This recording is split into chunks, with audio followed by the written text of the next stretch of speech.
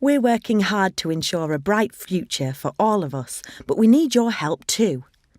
We're facing some big challenges about how we manage water, so we've got some important choices to make. Plastic fantastic. Where would we be without it? Plastics have their purpose, of course, but the blighter gets into our water, kills our wildlife and pollutes us all. Not so plastic fantastic now. Plastic is leaving an ugly legacy. Today, scientists date the past by looking at fossil plants and animals preserved in rocks. But the archaeologists of the future will know we were here because of the deposits of plastic we're wrapping the world in. Is this really how we want to be remembered? Plastics don't degrade, which means they don't break down fully. This leaves our environment looking ugly. Not only that, but these plastics entangle our wildlife.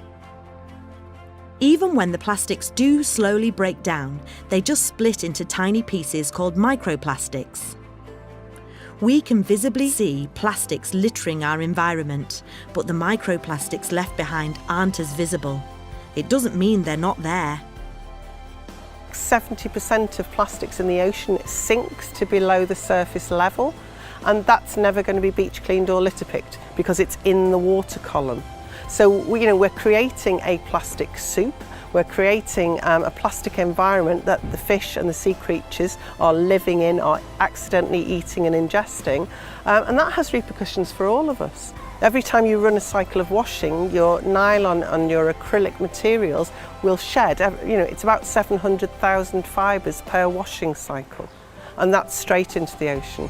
So if we don't start thinking about stopping that, actually stopping that getting in there in the first place, we're going to create a really toxic environment that will affect us. It's in the food chain. Plastic tampon applicators, we get cotton buds, we get little interdental brushes and toothbrushes, and people seem to think that the toilet is a bin. There's a range of plastic things that people think is okay to flush, and they're not biodegradable, they're not compostable, they're really lethal in the sea environment and the marine environment. Think about what you buy, what you need, what you could live without. Recycling is at the bottom of the hierarchy. We need to be refusing single-use plastics if we don't need them. We need to be reducing and repairing and reusing things before we go out and buy new ones or before we recycle.